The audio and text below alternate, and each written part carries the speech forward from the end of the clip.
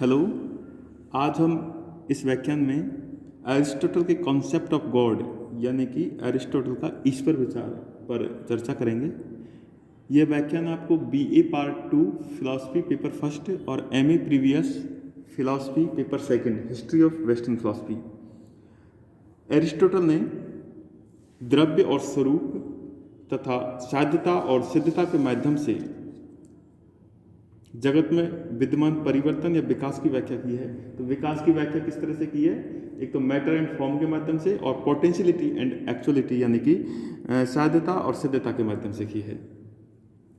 अरस्तु के अनुसार जगत की सभी वस्तुओं में परिवर्तन या विकास का एक अखंड तारतम्य पाया जाता है, जिसमें प्रत्येक परवर्ती इकाई अपनी पूर्ववर्ती इकाई के लिए स्वरूप तथा पूर्ववर्ती इकाई परवर्ती इकाई के लिए द्रव्य है।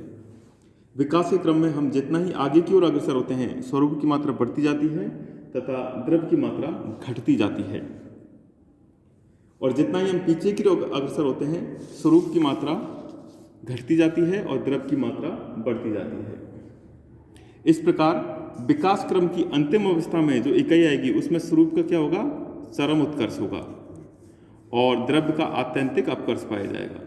तो वह विशुद्ध स्वरूप होगा, यानी कि जिसमें स्वरूप ही स्वरूप है और उसमें द्रव्य बिल्कुल भी नहीं है, वो एकदम प्योर फॉर्म होगा। तथा उस इकाई को एरिस्टोटल ने क्या कहा? ईश्वर, यानी कि प्योर फॉर्म को एरिस्टोटल ने ईश्वर कहा है। विकास के क्रम में यद्यपि द्रव्य स्वरूप का फॉर्म का पूर्ववर्ती है, लेकिन तार्किक दृष्टिकोण से उसे फॉर्म यानी कि स्वरूप द्रव्य का पूर्ववर्ती है, क्योंकि द्रव्य को जिस वस्तु का स्वरूप ग्रहण करना होता है वह वस्तु संभाव रूप में द्रव्य में पहले से विद्यमान रहती है। इस तरह साध्यता और सिद्धता से दो बात स्पष्ट हो जाती है कि जो प्योर फॉर्म है यानी कि जो निरपेक्ष सत्ता है यानी जो ईश्वर है, जिससे संपूर्ण जगत की अभिव्यक्ति हुई, विकास क्रम के अंतिम छोर पर विद्यमान है। और दूसरा यह है कि वह निरपेक्ष सत्ता सृष्टि के आदि में विद्यमान है, यानी कि जैसे कोई बीज होता है, उस बीज में बड़ा वृक्ष पहले से विद्यमान नहीं हो तो वो बीज वृक्ष के रूप में कभी भी फलित नहीं हो सकता। इसलिए जो मूल सत्ता है वो शुरू में भी है और वो मूल सत्ता अंत में भी है, यानी कि लास्ट में भी है, यानी कि वो आदि में भी है और अंत में भी है। ये दोनों बातें एक तरह से विरोधी प्रतीत होती है साधारण दृष्टि से, लेकिन तात्विक दृष्टि से इनमें कोई विरोध नहीं है,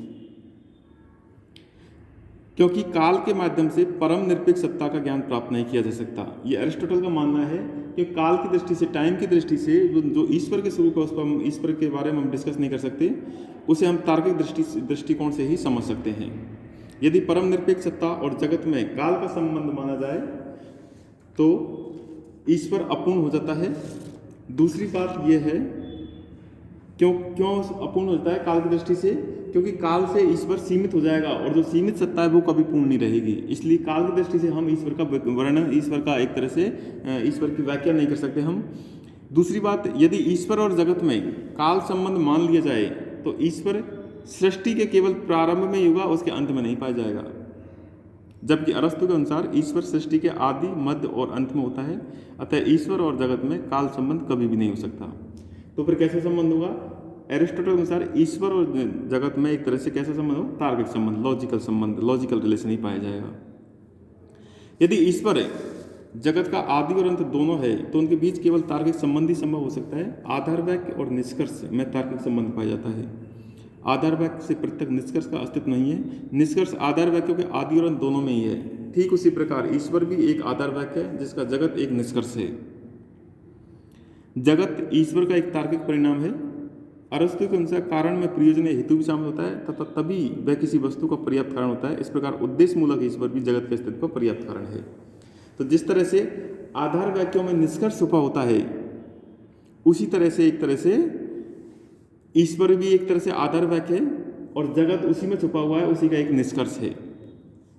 तो जगत क्या है? ईश्वर का तार्किक परिणाम। क्योंकि आधार वाक्य और उसके निष्कर्ष में काल संबंध नहीं होकर तार्किक संबंध होता है, अतः आधार वाक्य सिर्फ विचार दृष्टि से ही निष्कर्ष से पहले होता है, काल दृष्टि से नहीं।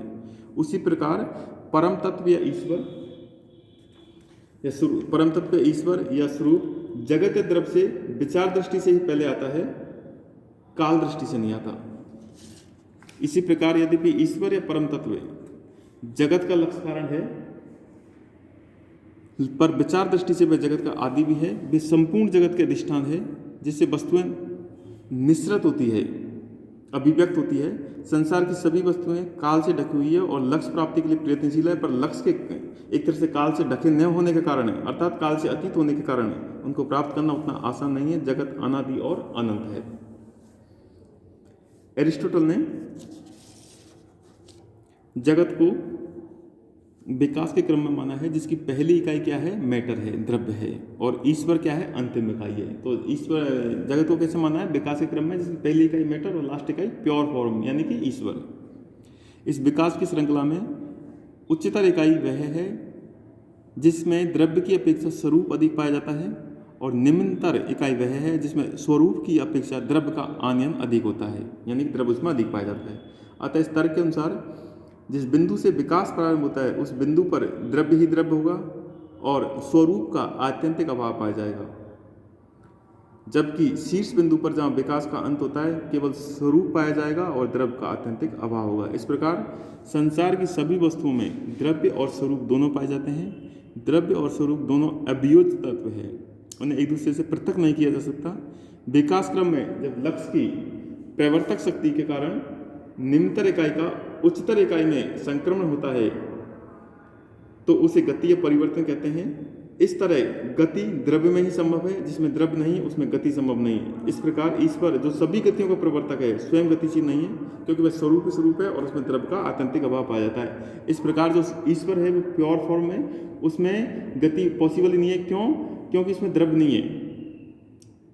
गति कहाँ? जब द्रव्य में ही पॉसिबल है गति, या जहाँ द्रव्य नहीं है तो गति नहीं है। तो ईश्वर क्या है? अगतिशील है, लेकिन फिर भी वो क्या है? गतिदाता है, गति का मूल प्रवर्तक। क्यों? क्योंकि वो लक्ष्य है हर चीज का, हर वस्तु का वो लक्ष्य है ईश्वर, इसलिए वो अगतिशील, वो भी क्या है? गतिदाता है। तो आज इस लेक्चर में हमने ईश्वर का, एरिस्टोटल के अनुसार ईश्वर के स्वरूप पर विचार किया। Thank you so much.